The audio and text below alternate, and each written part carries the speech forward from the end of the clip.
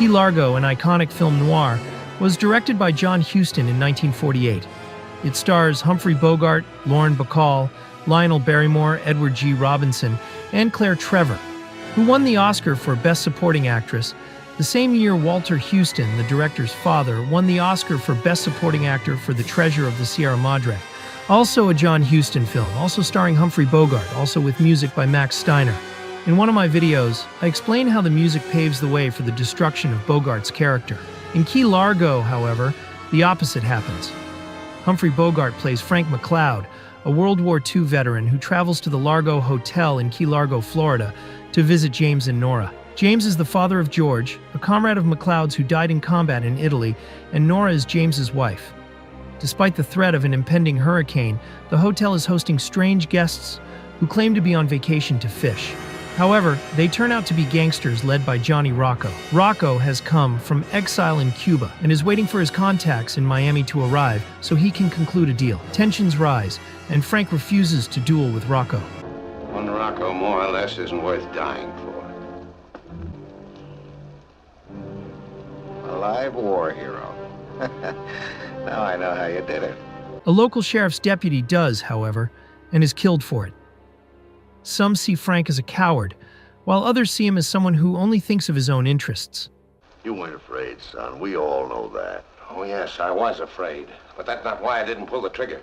What do I care about Johnny Rocco, whether he lives or dies? I only care about me and mine. If Rocco wants to come back to America, let him be president. I fight nobody's battles but my own. I can't see it your way, Frank. Sorry you didn't either. He was a fool. Me die to rid the world of a Johnny Rocco? No thanks. If I believed your way, I'd want to be dead too. It's true. You are a coward. What you're saying now is only to save your coward's face. After the hurricane and the arrival of the Miami gangsters, Rocco forces Frank to take him and his henchmen back to Cuba in the hotel's small boat. During the trip, Frank kills the gang members one by one. He returns to Key Largo not as the coward and selfish man they thought he was, but as a redeemed man worthy of taking George's place in Nora's heart. As we shall see, he earns a place in more than just Nora's heart.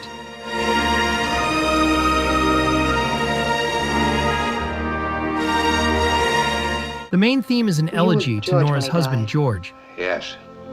Was he in very much pain? He never knew what hit him. I was afraid he might have suffered. Come down to Dad's room when you're ready, Major. It is part of her memory,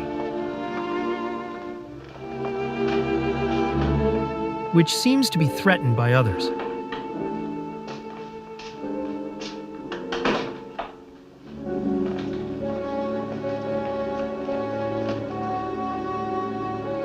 The theme reappears when Frank explains that George died in combat while acting bravely. Well, he was a good soldier, Mr. Temple, from start to finish. You'd have been proud of him, like every man in his regiment was. Were they, Frank? And with good reason. It wasn't just a matter of doing his duty.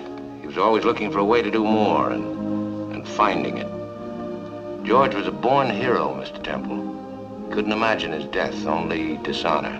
These words will later be echoed by the music in reference to Frank himself. But before that, it remains a memory for the father.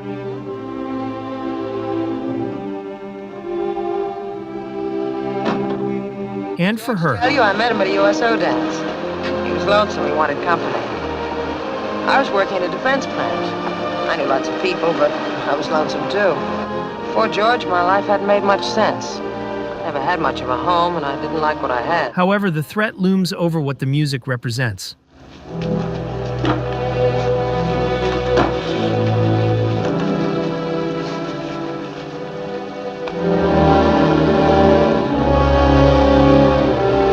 What's the matter, sister? You look like you lost somebody near and dear. A live war hero. Now I know how you did it. During the storm, the camera zooms in on Nora, and the music does too.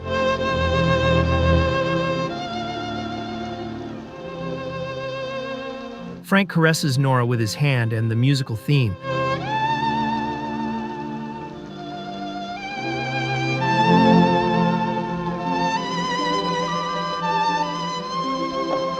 This is the first moment in the film that shows a change in his attitude and empathy toward Nora and her father-in-law, Storm's passing. who take him in. Stay right on here with us, Frank. You're most welcome. Go on, tell him, Nora. If he decides to stay here with us, we'd be most happy. Go on, tell Frank. Have you any folks? No. I'd be proud to have you regard us as your family. Here we see what Frank is willing to defend. Frank McLeod, no address. What you doing here? Passing through.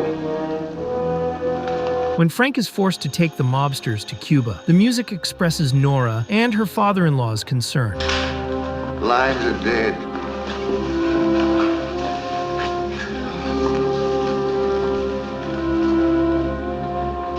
Finally, when Frank manages to get rid of the mobsters and calls for help, This is landmark cable. Go ahead.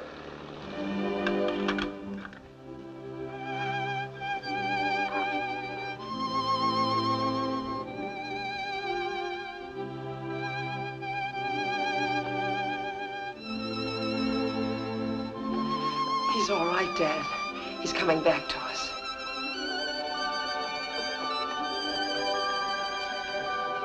the light returns to illuminate what were shadows.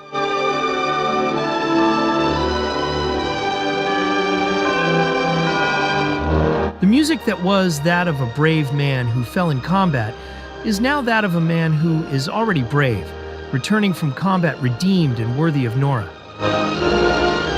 But there's more. It's not just the music and his smile. Frank looks at us, the audience, just before we see him disappear. He tells us that he is now a completely changed man,